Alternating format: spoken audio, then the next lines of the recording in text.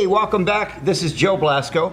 We have another Spotlight on Success show just for you right here on MUA TV. Don't you go away. We're going to be right back with Michelle Garbin right after these words.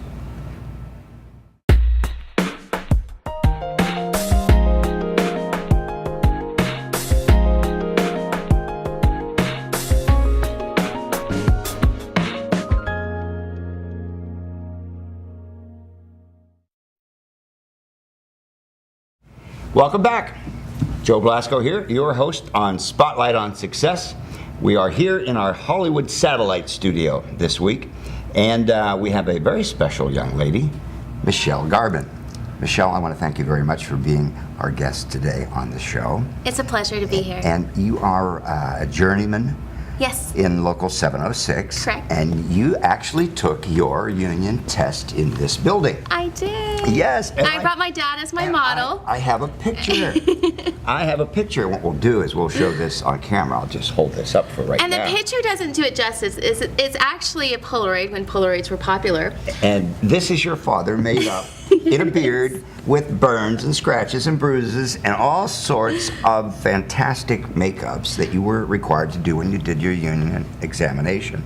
And actually on top of his head as well, you can't really see it, but we took a plastic bag and we glued it to his head, and then we filled it with a syringe with water. So it looked like a big pus ball, like a big sunburn spot. That's great. It was a lot of fun. Did you do a bald cap? Was there a cap? No, my dad is actually bald. Oh, okay. I was going to say that's a really good looking cap. All right. That's terrific. You know, this is back in the day whenever they were actually testing. Yes. You know, so you were one of the last that got in. So you're back from the day when they were testing. Yes. And this day, today, the entire testing situation is completely different than it was then. Yes. And how do you feel about that? I'm just because you had to take a test. I'm happy to be part of 706, and I'm happy that I've learned so many great things from so many people. And I was actually one of the last interns at NBC. Franz Hahn and Joni Lawrence actually taught me how to do makeup for television, actually for the news at NBC. I was at NBC Page. And I feel very fortunate because I wish that the studios still had the internships. Yeah. Yeah, it was a sad day when actually the apprenticeship program and the internships more or less came to a screeching halt. You know, there were so many. This is one of the reasons why I started my makeup schools, because I saw that there was a need for training. And you have so many wonderful students. A lot of good graduates. But let's talk about you.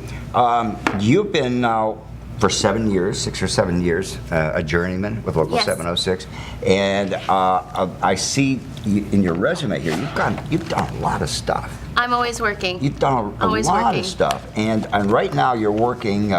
Missy, you were head of the department here for the Golf Channel in Arizona. Yes, I used to be the Arizona local before I was 706. Right. I've been with 706 for almost 10 years now. Tell me about the local in Arizona. How does that work? Is it strictly for makeup artists, or is it IATSE across the board? It's actually everything. You can do wardrobe, you can do hair, you can do makeup, you can do craft service. It's an open local. It's a right-to-work state. I see. Now, being a member of that local, you were an IATSE member. Yes, correct. Right? Now, in what way did that, if at all, help you to enter into Local 706 here? Well, I'm going to say it helped me with my makeup career because it wouldn't give me my hours to get into 706. And I did it the long way, the 60-60-60. Right. However, I got to be one of the main players on Three Kings, which was a movie that went for 7.5 months. Wow, so I really learned a lot from Alan Apone. It was an amazing makeup crew. Yeah. It was just such an amazing experience. We did everything from blood to guts to ball caps to lots and lots of beards to I've never played with so much filler's earth in all my life.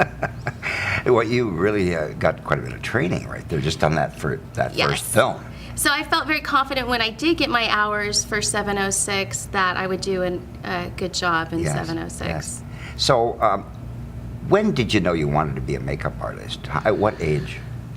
I don't think I knew, but I think my friends knew because I actually went to a private school where we weren't allowed to wear makeup, but I would every day sneak into the bathroom during lunchtime and start putting blue eyeshadow on and lip gloss, and I would get sent to the principal's office every day and they would make me take it off, and all my friends would get me little knickknacks, or in my stockings they would like put little hairbrushes and makeups and lip liners, and so I think my friends knew before I knew. That's great. That's really great. I know a lot of people that got started wearing blue eyeshadow. I still love blue eyeliner. We won't mention any names. I'll tell you. Yeah, you know, it's amazing. Most of the people that I've interviewed really knew at a very young age that they wanted to be makeup artists. And like when I was a kid on a school bus, I would put bruises on the kids' faces, you know. And they'd go home, and my mother would get a call from their mother, you know, and that was the beginning of my career. Almost ended it a few times, but so you then went from. When did you go into what was your first makeup job? Well, was it at the Golf Channel, or how did you finally get a job in Arizona? Well, how it all started was in high school I couldn't sit still. So my teachers allowed me to go to cosmetology school. I didn't even have my driver's license. I wasn't even 16 years old. And they would put me on the bus every day, and I would get my hours for high school going to cosmetology school. Right. Well, when you're 18, you're able to get licensed from the state. I got licensed, and I thought I wanted to be a nurse. So I went to college to study nursing. It wasn't until I had an internship at a trauma center in a hospital that I realized, you know, an artist would be a lot better thing to do. So I got my esthetician license, and from there I ended up studying. I transferred to UC Santa Barbara, studied art. Yes. And it wasn't until one of my teachers brought me onto a movie set that I got the movie bug, that I had to do a movie. And I ended up PAing on a couple movies, and that's when I became an NBC page, where the makeup department, because of my license, picked me up and said, let's teach you how to do makeup. So I got it. So you were in Arizona. And so while I was out here, I wasn't quite union yet. So what I ended up doing Not as a page, right. And I wasn't getting enough work out here. Right. So I had family in Arizona. I moved to Arizona, and before I was like a little minnow in this big pond of makeup artists and didn't know anyone, didn't have the knowledge. So I moved to Arizona, and getting the LA background and the experience and the training, I soon started working for 2 years straight, which able to bring back here. And it was a TV show. It was called High Tide. It was non-union, which actually got me my hours. They had asked me after I finished Three Kings to come back here, and that's when I got my hours. And then I've been working ever since I moved back. That's amazing. That's great. Yeah. Congratulations. Thank you. I love being a makeup artist. Yeah, I can see that. You have that. I have passion. Yes, you do. And there's the word. There's that word again. Passion. Passion. You sparkle. There's that sparkle in your eyes. And your makeup looks beautiful too. Thank you. Travis helped me today, so thank you, Travis. Thank you, Travis. She didn't need much.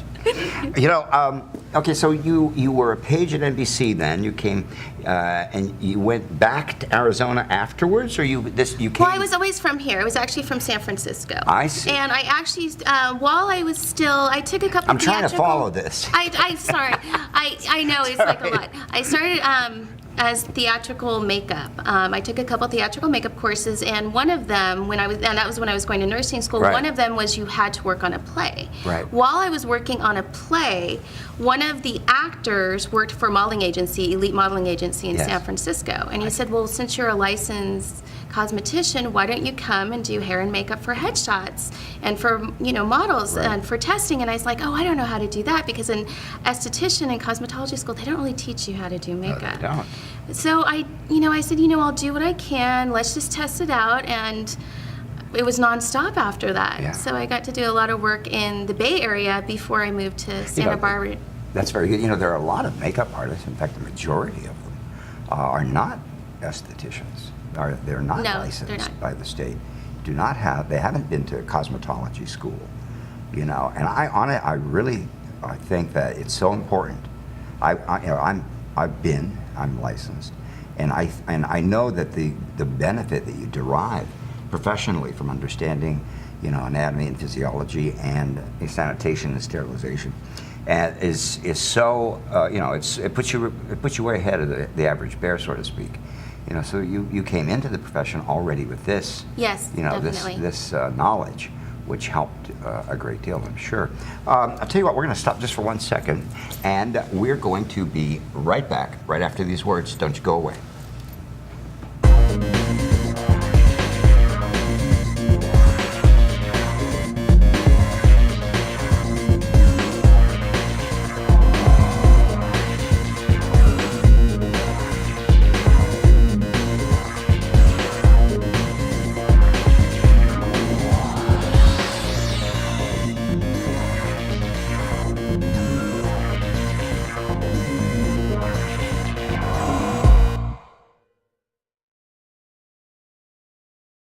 Welcome back. This is Joe Blasco, and the name of the show is Spotlight on Success. And today we have Michelle Garvin, one of our local 706 makeup artists, a journeyman makeup artist.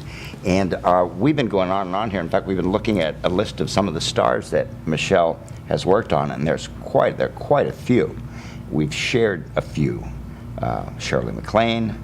Actually, I was very lucky. I made up most of my, I like to call them vintage stars, when I worked with Rona Barrett and at ABC Television. I made everybody up from John Wayne to Rock Hudson to Wow. not Clark Gable, he wasn't around then, but quite a few, quite a few from those days. And I see you've worked with Anne Margaret. Amazing. What an experience. Amazing. Tell us about your work with Anne. We did a movie called A Woman's a Hell of a Thing. And we got to go to Canada, which was an amazing experience. It was my first time to Canada, and I was the department head. And it was also with Angus McFadden. Yes. And when we found out Anne Margaret was going to play the mother, we were so excited. Yes. And what I did is I had gone in to do a makeup test with her. And years ago in Vegas, she was actually hurt on a stage show where they had to reconstruct her face. Well, there's not bones in half of her face. So to do her makeup, it's a lot of shading and highlighting. And she was just such a wonderful woman to work with because she knows her face so well that she was able to coach me through it. And it was just such an amazing experience. I would love to work with her more. Yes. Amazing woman. I remember the movie Bye Bye Birdie. Do you remember Bye Bye Birdie? Yes. And that was one of her first films. And I believe they were selling, I think Helena Rubinstein was one of they were using all Helena Rubinstein makeup throughout the entire still have picture. it in my kit. And they had pictures on the makeup kit, on tables, you know, everything was Helena Rubinstein. I think it was Helena Rubinstein. Anyway, it had teenagers makeup designed by Helena Rubinstein. And then since then, every cosmetic company from here to Timbuktu has tried to, you know, zero in on the movie business, you know, as a form of advertising and marketing. But I remember that very, very well. You've got so many things that you've done here. What's your favorite? What do you like, film or television? I really like film. However, with my skincare, television fits better, especially like game shows and sitcoms. But I love the whole collaboration of doing a film, and it's like putting like a jigsaw puzzle together. Now tell me what you're working on right now. Right now, I'm day checking. I got to work on Sons of Anarchy, which was amazing. Some of the characters had 32 tattoos, and it's the first time ever I've had to actually cover tattoos to put another tattoo on top. Amazing. That's great. And Deal or No Deal, which is also a fun show to work on. Which tattoos? Which products were you working with? Oh my gosh, we transfers, were working, right? Yeah, we were working with transfers. Pretty much, we've tried everything on the show, and they've gone through a lot of makeup departments, heads there. It's a great show to like test everythall out. Yes. We had the real creations, pretty much anything that could be transfer proof. We have tried on that show. I think Tinsley makes great.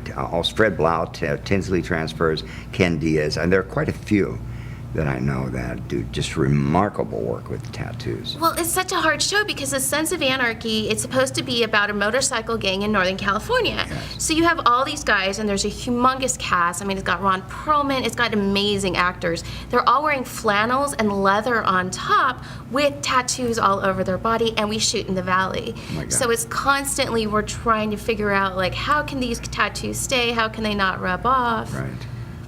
Amazing. I would love to see. I haven't seen the show. I'm sorry, So I'll have to watch the show now that I know that you did it. But you know, what I'd like to really talk about, more so than the show, and your career, is your products. And I've been told by many makeup artists, and especially by Travis Pates, one of our staff makeup people here, how really wonderful your skincare products are. And now, how long have you been manufacturing? 5 years. 5 years. Yes. And now, what inspired you to create this line of skincare? I've been an esthetician for almost 19 years, and I was an esthetician before a makeup artist. I worked at Beverly Hills Plastic Surgery Center and also Kaiser Permanente. On many days, I had over 31 clients a day. Well, patients when you're working in a hospital atmosphere. So a lot of it were my clients' needs and wants is when the product came out, and I didn't have a game plan. I brought each and every product out for my clients. Yes. I never meant for it to be sold outside my office. So you developed these from a very serious Oh, yes. Position in the medical field. Yes, the very first thing that came out was the satin cleanser, and I used to volunteer with the American Cancer Society, and a lot of my clients were going through chemotherapy and radiation, and what happens with the skin is the skin gets very sensitive. Some people break out, and the skin actually has a transparency, almost a jaundice look. So the very first product we came out with was a cleanser that could help women and men going through radiation and chemotherapy. It's also a great makeup melter, and a lot of stars have turned onto the product. Marlee Matlin loves the product. It's a great makeup melter, and it also takes off eye makeup. It has a fantastic yes, fragrance. It smells yummy too. It's really terrific. So, okay, this is, and Vivid, how did you come up with the name Vivid? Okay, how I came up with the name Vivid. First of all, I wanted image, but image was already taken. So vivid in the dictionary means clear and clean. And a lot of my clients have either acne or they have unhealthy looking skin. So I wanted to make their skin, just like the dictionary says, a vivid, clear, and bright. Yeah, that's brilliant. How MD came about is we use medical, dermatological, pharmaceutical grade ingredients. So we use pure essential oils. A lot of our products is 99% natural, and very little, it's very, very concentrated products. Let's do this. Let's go through, and I see so many really great things here. You have let's talk about this first. This is a little sample bag, it seems, right? We just came out with those. This is terrific for the makeup artist. Oh, it's great for their kit, because a lot of times I see them carrying our back bar right now toner, which is 9.5 ounces in their kit, and who has room for this when they can use a little kit like that? That one's also TSA approved, so it goes great on the airplane. You don't even have to check it in. Good. And it has the satin cleanser, which is great for all skin types. The toner, which is amazing for acne. We also have some wonderful before and after pictures. And then the Bouncy Moisture Cream also has mattifying properties and is great for acne, but all skin types, and it's very lightweight. I love this bottle. This is a really terrific container. It looks medicinal, doesn't it? That's our magic bullet of the line. But this is really classy. It's a really, really classic look. It's beautiful. It's no frills. No frills, very simple. No frills, simple, right to the point. It has its purpose. It works. And we're recyclable too, which people love about us. In fact, 10,000 Waves, which is one of the world's largest spas, just created a VividMD facial, which is in New Mexico. So for anyone filming in New Mexico, check out 10,000 Waves and ask for the VividMD facial. Terrific. Now, this is a website? This is actually a spa in, it's a spa. in New Mexico. Do you know their website address? I think we can get it, www.10000waves.com. Okay, we'll check that, and we'll have that on camera for you, either at the bottom of the screen right now, or if not, at the very end of the show. You can check that out, right? And now, in how many salons are these products being sold? Or are they being sold? It's about a dozen. In a dozen. Here in Los Angeles? Los Angeles, but we also have the Laser Institute, which is in North Carolina. And we also have 2 places, one in Oregon and also in Colorado. That's. Oh, and Jen Zaman Aesthetics in Kansas City. You know, I have to tell you something. I'm really impressed with not only you and what you've done, but more so than all this, I'm impressed with the line. Let me tell you why. I see all kinds of lines.